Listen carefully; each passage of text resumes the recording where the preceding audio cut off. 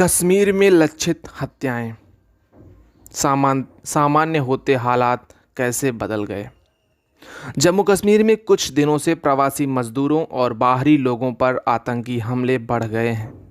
आतंकवादी चुन चुन कर हत्याएं कर रहे हैं। कश्मीर में 5 अक्टूबर के बाद से 5 प्रवासियों की हत्या हो चुकी है। इससे लोगों में दहशत है। प्रवासी मजदूर डटे हुए हैं और उन लोगों का जम्मू कश्मीर से पलायन शुरू हो गया है। हालांकि सामान्य तौर पर सैकड़ों मजदूर सर्दियां शुरू होने और दीपावली के त्योहारों पर अपने घर लौटते हैं। अब राज्य में हिंसा बढ़ जाने से वे पहले ही वहां से निकलने की कोशिश में हैं। हत्याएं ऐसे समय में हुई हैं जब कश्मीर में राजनेता भाजपा सरकार पर कश्मीर के बारे में शांति के झूठे आख्यान बनाने का आरोप लगा रहे हैं। पीपुल्स अलायंस फॉर गुपकर घोषणा पत्र ने अपने बयान में कहा है कि शांति की भाजपा की कहानी में कोई सच्चाई नहीं है। हिंसा के ताज़ा दौर से यह साबित हो गया है कि हिंसा की वजहों को लेकर एक तर्क में अफगानिस्तान के घटनाक्रमों की बात उठाई जा रही है। कहा जा रहा है कि कुछ स्थानीय लोगों की सहायता से यह आतंकी संगठन यहां प्रवेश करते हैं। अफगानिस्तान में तालिबान का राज होने के बाद से पाकिस्तान हताशा में है, इसलिए वह कश्मीर में दहशतगर्दी बढ़ाने में जुटा है। प्रवासी मजदूरों पर निर्भरता। जम्मू कश्मीर में चल रही परियोजनाओं में 90% से ज़्यादा प्रवासी मजदूर निर्माण उद्योग में जुटे हुए हैं। कश्मीर घाटी में 5 लाख प्रवासी मजदूर हैं। जम्मू कश्मीर में बाहर से 3 से 4 लाख मजदूर हर साल काम के लिए घाटी जाते हैं। उनमें से अधिकांश सर्दियों की शुरुआत से पहले चले आते हैं, जबकि कुछ साल भर वहीं रह जाते हैं। वहाँ के लगभग हर ज़िले में बिहार और यूपी से आए मजदूर हैं।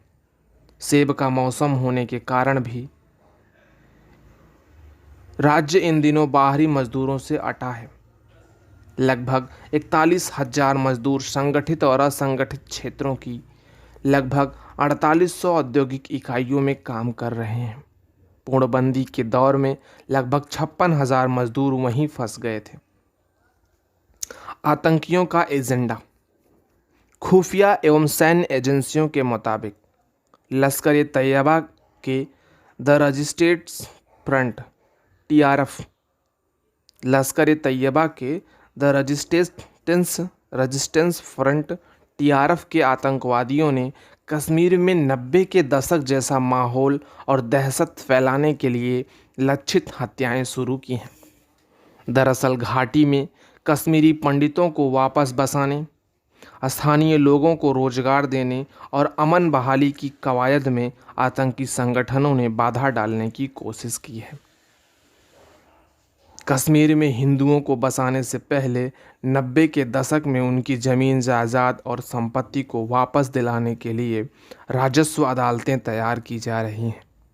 इस पर आतंकी संगठनों ने कश्मीर में जगह जगह पर्चे चिपकाकर जमीन जायदाद को लेकर धमकियां देनी शुरू की हैं। डोमिसाइल का मामला। अभी तक कश्मीर में डोमिसाइल का मामला राज्य सरकार के अधीन था। धारा 370 हटने के साथ डोमिसाइल प्रक्रिया अब केंद्र के दिशा निर्देशों के मुताबिक शुरू हुई है। पूरे देश में रह रहे कश्मीरियों के डोमिसाइल प्रमाण पत्र उनको जारी किए जा रहे हैं। पहले कश्मीरी लड़कियों की शादी अगर राज्य के बाहर होती थी तो उनको कश्मीर में कोई भी संपत्ति खरीदने का हक नहीं बनता था। लेकिन नई व्यवस्था के मुताबिक अब कश्मीर की अगर किसी लड़की की शादी देश के किसी दूसरे प्रांत के किसी भी व्यक्ति से हुई है तो न सिर्फ लड़की बल्कि उसके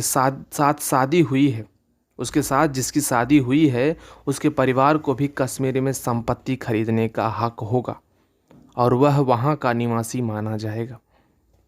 असुरक्षा की भावना। आतंकवादियों की कोशिश स्थानीय लोगों में असुरक्षा की भावना बढ़ाने और उसका फ़ायदा उठाने की है। अनुच्छेद 370 हटाए जाने के बाद अधिकतर विकास योजनाओं में प्रवासी मजदूरों की भागीदारी बढ़ी है।